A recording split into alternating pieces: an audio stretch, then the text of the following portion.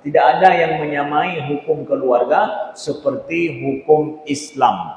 Makanya di Indonesia hukum keluarga mau tidak mau langsung hukum keluarga itu memang berlaku hukum Islam. Hanya dia pakai hukum lain karena hukum lain hansip, tidak cocok dan tidak sesuai dengan kita. Nah, hukum keluarga dalam Islam yang telah berlaku itu yang menjaga keluarga kita. Ini perlu kami sampaikan poin penting. Ya. Banyak anak-anak didapatkan keturunan-keturunan, anak-anak bermasalah dalam belajar, ya, begitu juga bermasalah di dalam taat kepada Allah, itu dimulai dari masalah ayah dan ibunya.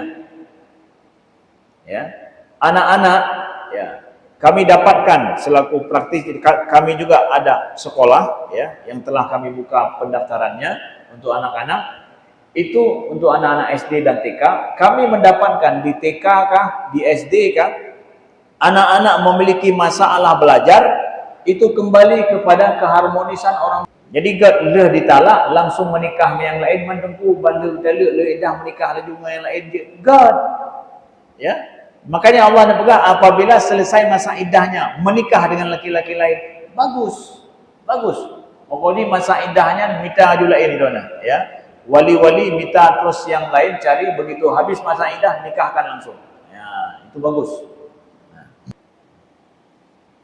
Wallahu ya'lamu wa antum la ta'lamun. Sesungguhnya Allah Maha mengetahui sedangkan kalian tidak mengetahui. Jadi dalam masalah batin manusia, begitu juga dalam masalah hukum keluarga, ya. Allah itu lebih tahu sedangkan kita tidak tahu. Para wali juga atau mantan-mantan suami juga harus mengetahui bahwa dalam masalah masa depan hidup seseorang itu Allah lebih tahu. Bahkan seseorang yang menjalani tidak lebih tahu daripada orang lain, ya, apalagi orang lain, ya. Tapi yang sangat tahu, paham sangat tahu tentang masalah masa depan seseorang itu hanyalah Allah Subhanahu wa taala. Makanya Allah tekankan pada kita bahwa wallahu ya'lamu wa antum la ta'lamun. Allah mengetahui sedangkan kalian tidak mengetahui, ya. Jadi Allah dalam hal ini, dalam masalah hukum-hukum keluarga, ya, jalankan sebagaimana telah Allah titahkan, ya. Titahkan kepada kita. Ketahuilah bahwa apa yang telah Allah gariskan, Allah atur dalam Al-Quran, itu adalah merupakan sebuah ilmu yang itu dari Allah, itu pasti sangat baik bagi masa depan kita. Wa antum la ta'lamun, sedangkan kalian, kata Allah, kalian tidak tahu. Tanya hana datang masa kekiban. Aturan yang baik dalam keluarga itu seperti apa? Kita tidak tahu. Allah lebih mengetahui dan paling maha mengetahui. Nah, jadi pasrahkan hukum keluarga itu, jalankan dengan baik, ya. Dalam masalah harmonis atau tidak harmonisnya kita dalam keluarga. Jadi hukum talak itu berlaku. Ini aturan yang sangat bagus dan aturan berkeluarga dalam Islam sangat lengkap, berbeda dengan agama lain di seluruh dunia. Apa saja nama agama itu, agama kuno kah, agama paling lama kah, ya, ya, menjaga masyarakat kita. Kalau seandainya keluarga terjaga dengan baik, maka keturunan-keturunan daripada keluarga itu juga akan terjaga dengan baik. Apabila keluarga tidak baik, maka keturunan pun akan berpengaruh. Anak-anak yang alhamdulillah harmonis dengan orang tuanya, walaupun dia tidak bisa, begitu mudah untuk diajarkan supaya bisa. Sedangkan anak-anak yang orang tuanya tidak harmonis, itu sulitnya, susahnya untuk kita ajarkan anak itu. Baik ajaran secara akademik, pernah membaca, pernah menulis misalkan, ya, ataupun kita ajarkan adab agama. Karena sekolah kita menekankan sangat tentang pendidikan adab, ya, bagaimana karakter adab anak dengan baik dan perkembangannya. Jadi kami dapatkan secara praktek anak-anak yang harmonis orang tuanya, diantar sama ayahnya, diantar sama ibunya, ayah ibunya baik. Ini anak begitu mudah untuk kita ajarkan adab. Yang hanjit ibunya tak pernah begitu cepat dia bisa.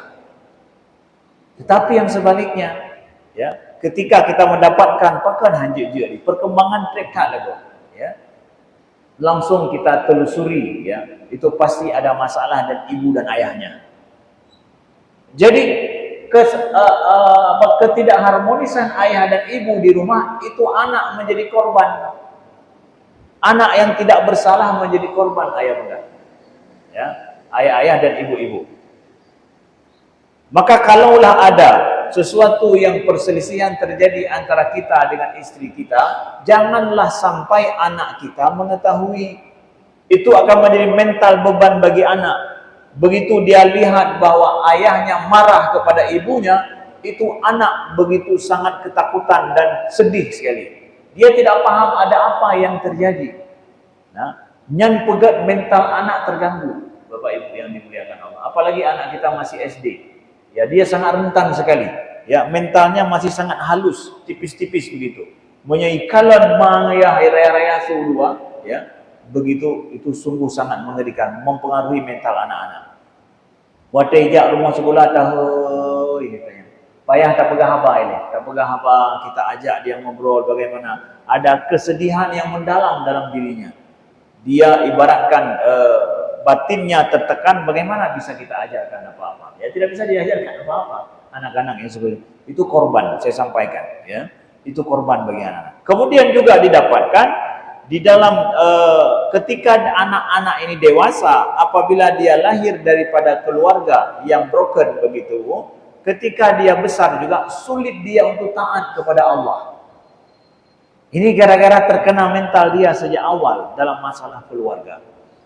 Illa man rahimah rabbuk. Jadi kecuali yang dapat rahmat dari Allah Subhanahu wa taala. Mudah-mudahan ini poin menjadi pengingat bagi kita, bagi keluarga. Kalau hari ini kita selaku kakek punya cucu-cucu seperti itu yang mungkin ayah bundanya ada masalah yang merupakan anak daripada bapak-bapak, maka jadilah kakek selaku pengasuh, ya, ganti daripada ayahnya yang mungkin tidak harmonis dalam keluarga, demi menyelamatkan masa depan si anak ini yang masih kecil, baik TK kah dia atau SD.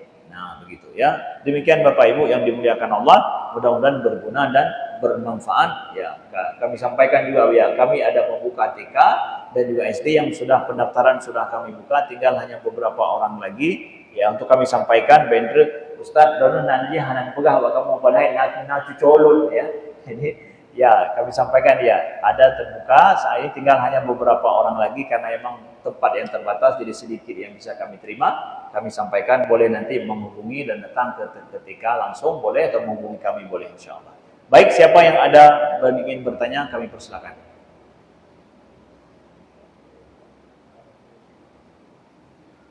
Ada? Tidak ada? Baik, terima kasih atas segala perhatian, atas segala kekurangan. Subhanakallahumma wa bihamdika, asyhadu an la ilaha illa anta, astaghfiruka wa atubu ilaika. Wassalamualaikum warahmatullahi wabarakatuh. Assalamualaikum warahmatullahi wabarakatuh.